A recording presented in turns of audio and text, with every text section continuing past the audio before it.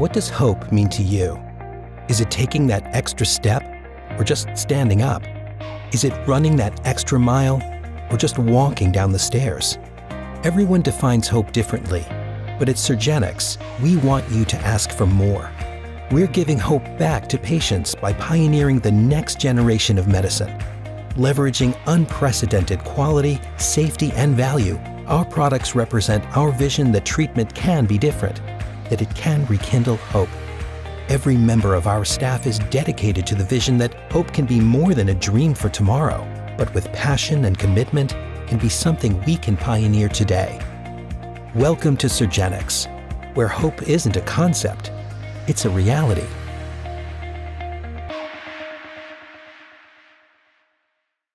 Welcome back to Need to Read, and thank you, Gordon Lightfoot, for the Edmund Fitzgerald, who was on the radar during a great storm, and then seconds later they were off the radar and never seen again. They did discover the Fitzgerald, though, where it sunk, and all hands were lost. I'm going to take a real quick moment and tell you a story that I've forgotten who the author was, and I've never been able to find the story again, and it kind of plays into this ego that we were talking about with Andrew Alex. There was this British man who was living in one of the colonies, the British colonies, and it seemed like it was an eastern colony, but not for sure. But the colony was in turmoil. There was civil war, there was partisans, or there were rebellious people who didn't like the British ruling over there and fighting. And this guy lived on the edge of the town, so he was way out of town, way off on a dirt road miles away, and kind of on the edge of the desert. And out of the desert came this guy who looked like he had come through the desert and was dying of thirst, and he had a wound on his leg. And the story is called The Desert Wanderer. The Desert Wanderer, but I can't remember the name of the author, and I've been wondering if I could ever get anybody to tell me who it was, if they've ever heard the story. So the guy comes in, and he's need of help, and so the British courtesy, a fellow non-colored person, a fellow white person. The impression in the story was that he was an American, but I couldn't be for sure. But they were not compatriots, but they were both fellow Caucasians, and in that time of the world, that was a big thing as well, because the Europeans were subjugating wherever they could. They were subjugating the nations. So this guy offers the stranger help, patches up his leg. It's going to drive him into town to get a doctor and get him onto a ship to go somewhere, get out of the country. So he gets him in the Jeep, drives him down this bumpy dirt road for miles and miles, and all the time, this stranger who's being given courtesy and giving sustenance and being helped, he's complaining and whining and moaning all about how he's uncomfortable, how his leg is not going to survive. They're going to have to cut it off. And he's telling the driver, could you take it easy on this bumpy road? It's hurting my leg. And all the while, the British guy with typical, what was described in the book as British courtesy, didn't say anything back. He said, I'm trying my best. Yeah, I'm trying to take it easy, but we got to get into town. These roads are the way they are. So they get into town. In town, the bullets are flying still. There's some kind of battle going on. But they make it through down the streets without getting hit, and they get to the water's edge. They get the stranger in a boat, and he's being rowed out to wherever the boat, other ship or someplace else he's going, and the benefactor's standing on the edge of the water waving to him. And then a stray bullet gets him, and he dies right there on the edge of the water. And the stranger whom he helped, and he went out of his way to help, what does he do? He simply he motions to the rowers to please row faster. And I wanted to relate that as a story of ego. And what do you think about that, Andrew? Well, that's exactly right, because the ego is about survival. Okay? It's about fleeing from harm. You see? Yeah. And the ego is not about humanity, and empathy. And so this particular stranger, all right, all he could think about at that time was the danger, okay, survival, and so his instinct was row faster. What did not enter into his mind is something from the heart, right? Or possibly ultimate justice, or ultimate justice. All of those things. That is not what the ego does. That's right. What the ego does is says it's all about survival, we were talking about the childhood memories. Yeah. Well, the same scientist then says, well, wait a minute. Those are the childhood memories. Why don't we talk about adult memories? Let's talk about the future. Okay? What do people think about the future? And Allon or Sarah, you might say, well, people probably think about opportunity. You see? Yeah, I think that's the first thing that people think about. Or, You would hope so anyway. Yeah, well, you hope so, but some people think about fear. Well, let me tell you what because it's unknown. You're right on track. What happened was, what people really spoke about were not their opportunity, their excitement. What they talked about, the first thing they talked about are obstacles. What are all the obstacles I'm going to encounter? What are the risks? The fear of failure and the anxiety that it creates and poverty, you know. Right. And, you gotta fail, food. though. You gotta fail to improve yourself. You can't just, that's how you learn. That's how you learn from your own self. Like, everybody says, well, who's your mentors? I was like, everybody's my mentor. Every person I talk to is my mentor. I learn. That's because you are always transitioning to the inner self. Yes. See? It's the growth, within you. But if people don't transition into that inner self, if they never take that journey, then they're completely controlled by the ego. Right. And so they never, even though they fail, they don't learn from the failure, not in the sense that they begin to say, okay, now with that failure, I see the path for opportunity. Mm-hmm. They just continue to see more obstacles, you see. True. They probably they have some blame to spread around so that they can feel like, well, it wasn't my fault that I failed. It was because of this or because of that. It's not because of what I did. There's a big difference between the types of individuals. Those that are governed by the ego, they're judgmental and they will always blame others for their failure. People take the internal journey to that inner self. They take responsibility. Right. That's what's really important. I know it's the first instinct that I always get when I fail is that somebody done me wrong. That's what, and I have to fight against that on a regular basis. Otherwise, I do the same thing over again. Yeah. Right. And if you begin to start to think about this, if there's no growth and you're an external thinker, you're governed by materiality, right, by greed, by power. Right. What happens is you start, when things don't kind of go your way, you start getting these emotional loops. Right. All right. You've probably seen people with these mood swings. Yes. Now, the psychologists and psychiatrists say, well, within those mood swings, there's banks. Okay? Right. And you probably see people, who seem to have a lot of noise going on in their head, a lot of noise, clutter. Clutter. Sometimes. You mean like disassociated thoughts. Yeah, turbulence. And not really being coherent about your thought patterns. Yeah. Yeah. And those are called mood swings. Manic depressive is what they usually call it, right? Yeah, manic depressive, but I'm just going to kind of put an example. I work with a lot of business owners and I work with a lot of clients. And you know what my first thing I always ask them? I need to know if you're ready to make this change because I need to know that you're willing to change your thoughts and make sure you're focused and get ready to do that because they all have an ego and it's all about fear. It's all about survival. It's all about their next thing and they're kind of combottled with their own mind. So, that is the first question I ask. Are you ready? Yeah. And then we go into how we're going to make this happen and make it better. What a great concept. You could say manic depressive or sometimes we say that. But maybe they're functional, but barely functional. These are the people who show up to work every day. But what do they really accomplish? only 5% of the people out there find prosperity and happiness. What happened to the other 95%? You see, those are the people that you just kind of described. A lot of noise, turbulence, functional, but are they functioning at a high level? Let's add something to this. Let's add some stress to their life. Okay? Let's say that we have a relationship that is breaking up, or they can't pay their mortgage or their rent. Then what happens to these individuals? You see?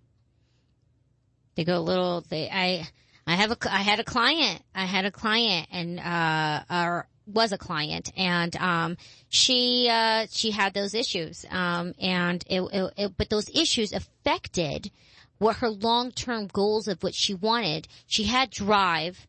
She had the concept. She had all of those other things, but she didn't have that. And it was very hard to make that work, with all of those other things because it detrimented her. Well, we're going to have to go to a break here in just a minute, and we're going to come back and talk a little bit more about this. And I have some other questions I want to ask Andrew, and so we'll be right back after the break.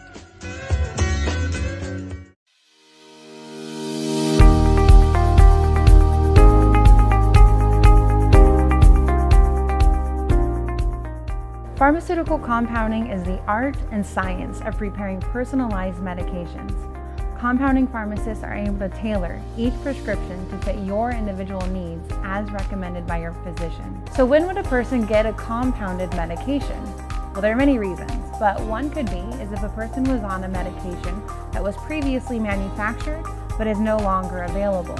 In that case, we can order the raw active ingredient and make that medication right here in our state-of-the-art lab. Another possibility would be if a patient had an allergy or intolerance to any of the fillers and dyes within the manufactured drug. We can make that medication without those ingredients. Or perhaps a drug is particularly bitter. We have flavors and sweeteners that any child, adult, or animal will enjoy. Here at Community Clinical Pharmacy, we realize medication is not one size fits all. We offer competitive cash prices, accept most major insurances, and can deliver the medication right to your door. Our compounding pharmacists have over 100 years experience, and we have the knowledge and resources required to make clinical recommendations to you and to your physician. If you have any questions, please feel free to give us a call at 480-969-0600 or visit us at our website, communityclinicalrx.com.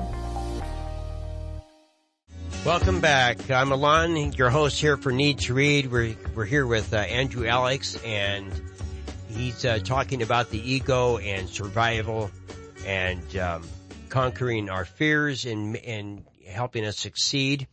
And we were talking about Viktor Frankl's book, Man's Search for Meaning, and we talked about the ego being the driving force in our life.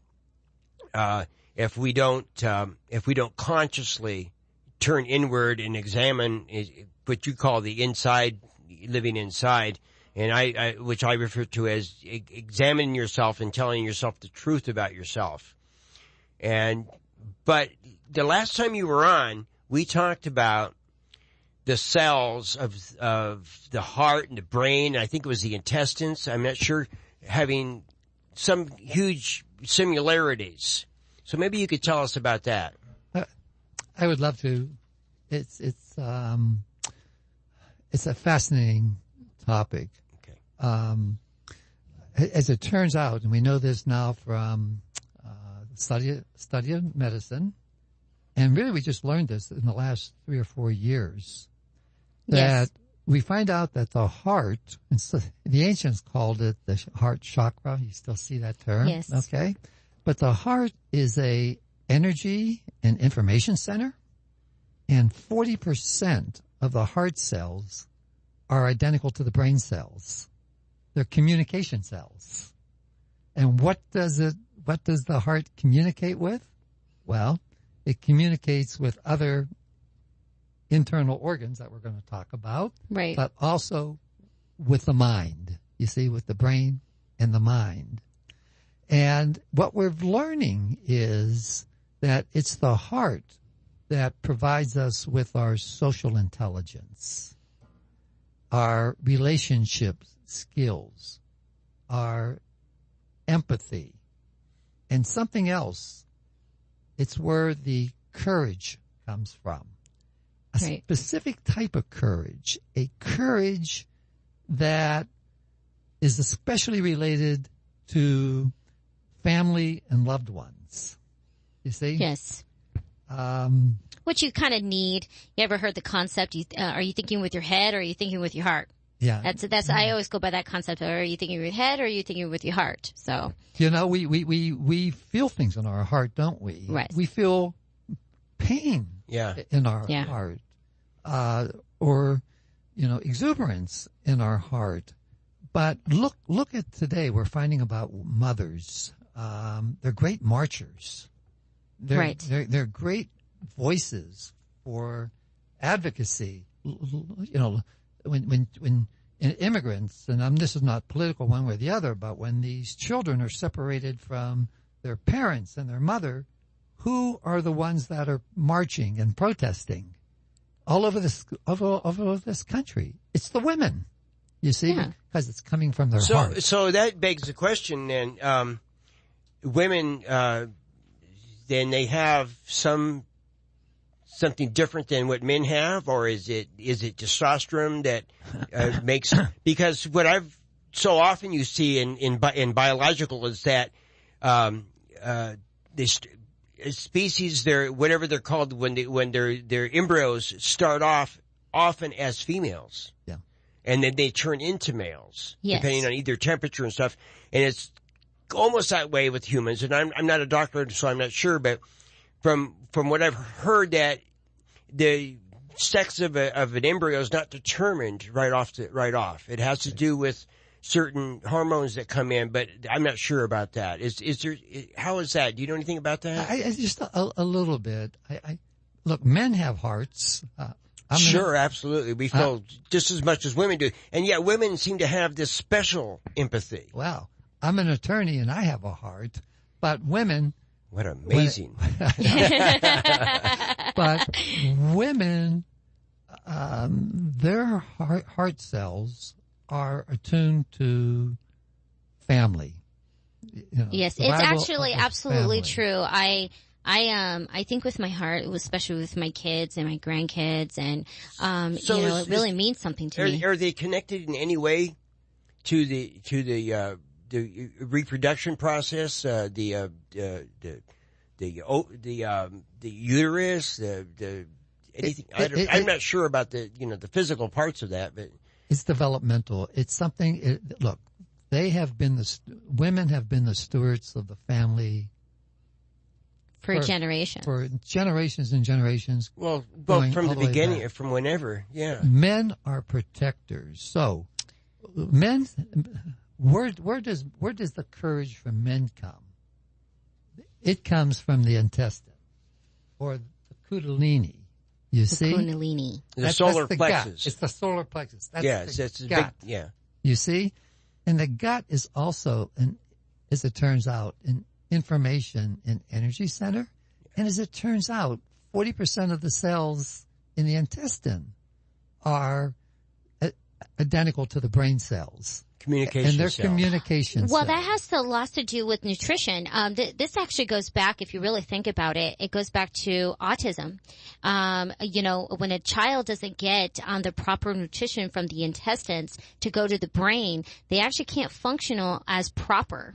That is a big thing when they're doing the research about autism with these children, is the digestion problem. So do you think that there probably is a direct connection to proper diet and the ability to think rationally? Of course, if you have to have good, healthy brain cells. Well, here's a book on a list of 17 books. It says, and it's called Fat Chance: Beating the Odds Against Sugar, Processed Food, Obesity, and Disease, by Robert H. Lustrig, MD. So I mean that kind of that kind of sums it up, but kind of is what that book could be definitely about, is good thoughts through good nutrition. And not only would I agree with that, here's what really happens with the gut and the courage within the gut. Men have been protective of the families, but they also are the ones that protect the nation. So they go to war.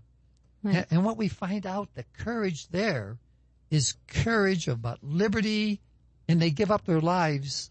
Soldiers sometimes give up their lives to save the life of a total stranger. You see how different that is than from the heart.